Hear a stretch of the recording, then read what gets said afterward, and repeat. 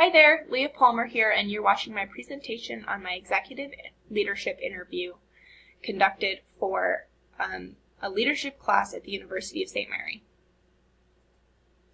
For my interview, I chose to interview a friend and colleague of mine, Mr. Joseph Gemmell, who's a vice president in the financial advisory industry at Morgan Stanley, based out of Boston.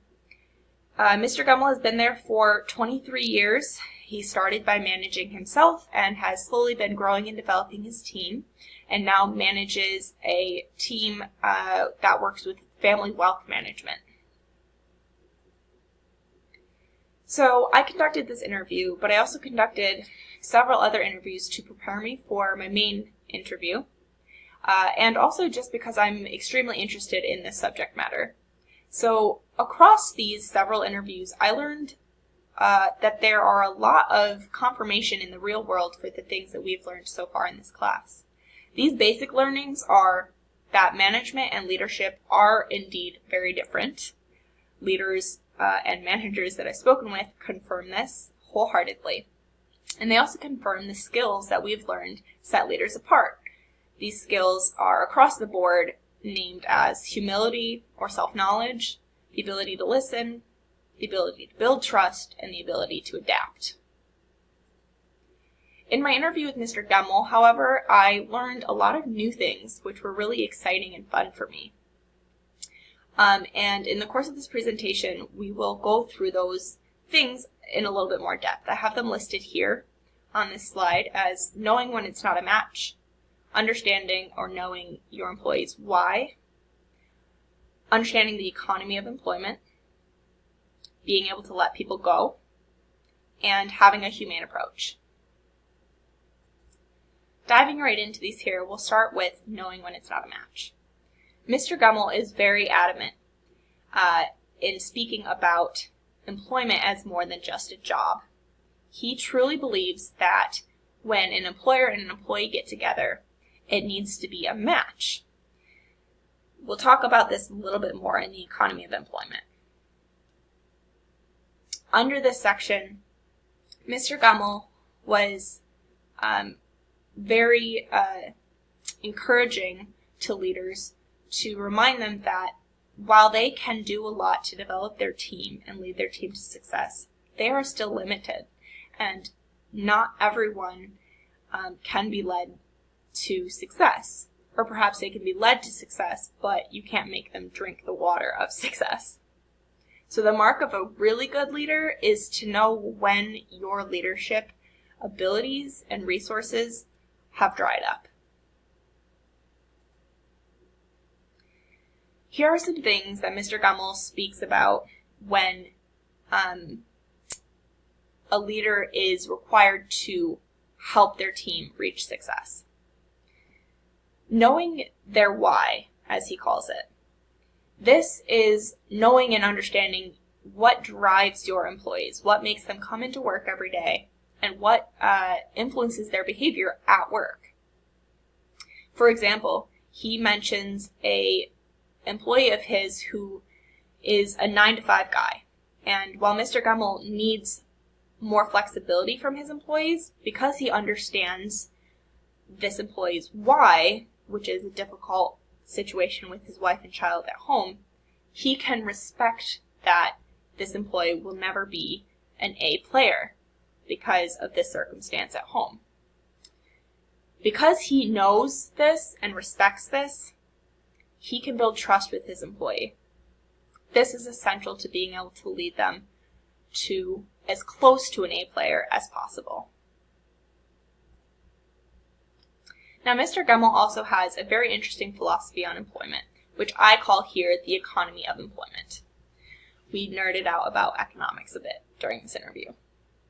So, Mr. Gemmell sees employment as an economic exchange. An employee offers a service, and the employer gives them goods in return by paying for those services. Because we are seeing it this way, we can understand that any economic exchange has to be beneficial to everyone involved. This includes the employer, the employee, or the leader and the team member, and the customer. So if an exchange between a leader and a team member is beneficial, but the customer is suffering, this is still out of line. If the customer is satisfied, and the leader is satisfied, but the employer is not, this is still out of line. The employee. So this is a really interesting dynamic and perspective. Mr. Gemmell also stresses that helping your team and team members succeed will almost always be the most economic approach. Rather than discarding unsuccessful team members and bringing in new ones, working with them and developing them as people is going to be the most beneficial option almost 100% of the time. Now, this is the part that I was very surprised by in our interview, on letting people go. As a potential leader and manager myself, I daydream a lot about what it would be like to lead a team. But I tend to neglect the fact that as a leader or a manager, you will inevitably have to fire people. This is a very unpleasant idea to me. So I enjoyed this conversation a lot. So again, Mr. Gemmell stresses that as a leader, you can only do so much to lead your teammates or team members to success. He surprised me by saying sometimes the best thing you can do for an employee is to fire them. This stopped me in my tracks, threw me off guard in my interview, and I just asked him to elaborate on that. During this part of our interview, he taught me about how to coach people out. So this is not putting people out on the street, letting them be jobless and benefitless, and putting their families and their livelihood at risk. This is a mentorship. The trust that you should build with your employees as a leader will help you coach them out of the position that they're in, will help you show them how this is not a mutually beneficial relationship anymore. If you can help them see this, and you can use your own connections to help them find a new position either within the firm or within another firm, you are doing them a favor by helping them find their match. This leads us to the humane approach. Leadership is a responsibility, according to Mr. Gemmell. If you've hired them onto your team, that employee is now your responsibility. You have a responsibility to work with them and to help them. They are human beings, and even if you've reached a point where this is not going to work, you still have a responsibility to them as a human person to make sure that they're displaced in a humane way. This is why he chooses to coach people out. Finally, employee success comes first for Mr. Gemmell. Now, this does not mean that your employee is put above the firm or above the customer. On the contrary, the way that he understands this is that if an employee is not being successful, it's going to affect your team as a whole, it's going to affect your firm as a whole, and it's going to affect the customer. Now, you have a right and an obligation to focus on the benefits of the customer and as well as the firm as a whole, not just your employee. And if your customer is paying for something that they're not receiving because of a dysfunction on your team, that's a disservice to the customer. But this all starts with employee success, an employee not being successful on your team. If you can realize that an employee is not being successful and you put that first, you can typically avoid further damage to your team or institution or to the customer. So putting employee success first is huge. Finally, with all of my interviews, I closed it by asking, what makes or breaks a leader? And again, this came across through all of the interviews that I did, and much of it is what we've learned through our work so far during this 8-week course. Mr. Gemmell especially stresses that leading people is the hardest part of a management job, because everybody's different.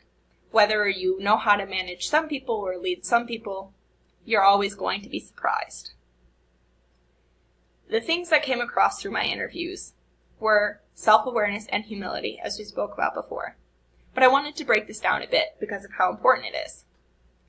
Self-awareness and humility are important insofar as you, as a person, as a leader, knowing yourself, are going to be able to understand your role in any kind of issue that comes up. You're going to be able to see the role of the other person as well as your own role. Knowing your own strengths and weaknesses is going to reinforce understanding your role in a problem, not just blaming the other person. Finally, humility can also be knowing that you don't know everything. Mr. Gummel especially stresses that whether you are considered an expert on a subject matter or not, you don't know everything. Depending on what you're doing, where the market's at, who you're working with, you will always be surprised. And if you pretend like you've seen it all and you've done it all, you're going to be surprised and it's probably not going to be good. So he suggests that you stay humble and know yourself. This concludes my presentation, and I am so excited and thrilled to be able to share the new things that I learned during this interview. Thank you for tuning in.